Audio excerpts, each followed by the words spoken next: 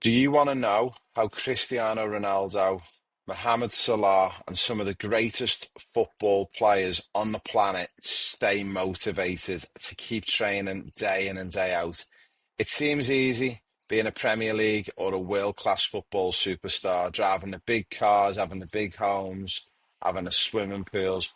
But really, when you get to the nitty-gritty of it, are you willing for 20 to 25 years of your life to turn up to training every day of the week, to turn up for games 2 times a week, and just to keep pushing ahead? Do you wonder where this world-class motivation comes from? Well, one of the questions that we got in our community from one of my players was asking that, how do we stay motivated and how can we keep staying motivated? So I'm going to walk you through for the next 3 to 5 minutes. For anyone who doesn't know, my name is Raymond Wood. I'm one of the highest qualified football coaches on the planet under UEFA. I've worked for teams like Liverpool, Leicester City, Paris Saint-Germain. I'm also a UEFA player agent, and we're currently on the lookout for players aged 8 years of age and upwards, boys and girls. Now, a little bit about this question that one of my players dropped into my community chat is how we keep players motivated. So there's a couple of steps to follow for this. And when I worked in the Premier League, I was very, very fortunate that we got invited to a lot of like master classes, and there's a 7-pillar process to allow you to stay motivated. And I'm going to walk you through each one. Now, the first one that you need to look at, whether you are a player or whether you're a coach and you help your teammates, you help your players in your squad, the first thing that you need to be asking is why. And what we mean by why is why did you fall in love with football in the first place? Get them to write it down on a piece of paper, in a diary, in a journal. Get them to get your players or help your players, or if you are a player, have a look at the bigger picture. What is it you want to get? Is it you want to sign for that EPL club? Is it you want to play in La Liga? Do you want to play for Barcelona? And then create from that what we call a vision board. And on the vision board, you can get your players, or if you are a player, just to cut out some pictures from football magazines, print out stuff from the internet. Now, some people might think this is not what no, trust me, this is what the best football players on the planet done and still do till this day to help them stay motivated. So that's the first one. The second area that we looked at with players is to build small wins daily. So small wins are so important because let's be honest, you're not always going to be winning the Champions League. You're not always going to be winning the Premier League. You mightn't even be playing in the Premier League, okay? So you've got to think about these small wins. And what we've done with our players was in the Premier League with the small wins, we got them to identify some small achievable targets. So if you work with me on our professional player pathway program, we work with 5 key objectives with our players. And one of those key objectives, as an example, is what we call a world class pass. Now, a world class pass is basically anything longer than 20, 30 meters. So if you're looking to hit that diagonal ball, maybe you're only 8 and 9 years of age, or your son and daughter can only hit the ball 10 meters. So it's all relevant to their age, but what you can do is you can actually record in a game how many successful world-class passes they can hit, and that's a small win. So what you would do is you would record this as a stat. Once you've recorded it for one of your games, then you might say you got 6 successful and you got 6 unsuccessful. So all of a sudden, your percentage is at 50%. Then what your small wins are for your next game, you're seeing if you can beat that 50%. And again, you can chart this in a small diary.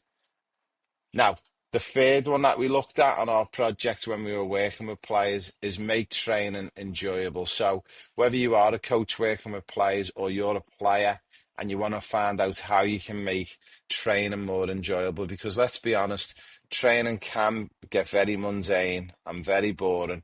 And some of the things that we can think about is turn up to training early if you're a player. Challenge some of your teammates to do things like 1 versus 1. Another great one that we've done in the Premier League, when I worked in the Premier League with Leicester City, at the time I had 2 young players with us in our squad, and we had Harvey Barnes, who's now currently at Newcastle United. We had Luke Thomas. One of the big games that the players used to love playing was football, tennis. And again, if your coach sees you and your teammates rocking up early and you're doing things like 1v1s and football, tennis, and not just shooting the ball aimlessly into the goal, because one, that's not good. It's going to cause injuries if you're not warmed up properly. And you need what we call pre-activation sessions. Your coach is going to love you seeing you and your teammates rocking up early. The next one, and this is probably one of my favorite ones, and this one is called mental anchors. Now, I'll explain a little bit about what mental anchors are. So, imagine you're going to teach your player a little bit of visualization, and visualization is huge. Without going into too much detail about this, and I'm going to be doing a longer video on visualization and the importance of it. But what we discovered was in the Premier League is that when players close their eyes and visualize things happening, like striking the ball with the right foot, hitting a world-class pass with the left foot, what we actually discovered was that those same muscles were firing, even though they weren't striking the ball. So we realized that there's such a huge importance to visualization. So what you could do is for your teammate or for yourself, you can build yourself some little mental anchors where you can visualize walking out onto Anfield at Liverpool Stadium, walking out into the Camp Nou at Barcelona. Also, you can introduce some of those repetitions, like not just thinking about scoring goals or winning trophies, but maybe just hitting a pass, a successful pass. Maybe it's something that you're struggling with in your game. So you can add those mental anchors in as you go along. And then what you do is you turn these into what we call pre-game rituals. So we like to just put it down here. So we call it a PGR, but it stands for pre-game rituals. You write these 4 or 5 visualization techniques down. So it might be you walking out onto the pitch of the stadium that you want to play at one day, wearing the colours of the team you want to play for, and then maybe pick 2 or 3 what we would call technical anchors. So completing good passes, completing good striking of the ball, running back to help your team defend. They're the things that you should be thinking of for your mental anchors. Okay, the next one, and this is another big one. So it's called lifestyle fuel. And I'll talk a little bit about what lifestyle fuel is. So it covers a few areas. We look at things like sleep, diet, and also the biggest one that's so underestimated is recovery. Now, some of the things that we cover in this is what type of food should you be eating, what is actually good for you. Also, you should be looking at your sleep and how much sleep you actually need. And then the final part is that recovery element. So things like recovery running, recovery walks, ice baths, saunas, all these things, dependent on your age, again, and for each individual, it's different for everyone.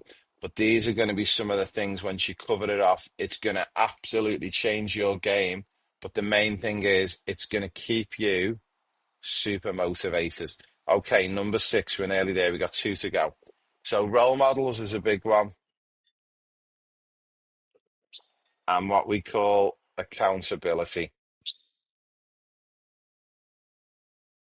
I'm going to touch on this one a little bit more into detail. So the big thing for players to stay motivated, if you're a coach or if you are just a player, go onto YouTube, have a look at players like Ronaldo, Virgil van Dijk, David Goggins, who talk about days they didn't feel like working. There's loads of amazing examples of why motivation's important. Remember, you've got the most powerful tool in your pocket most of you have, and you've got a phone.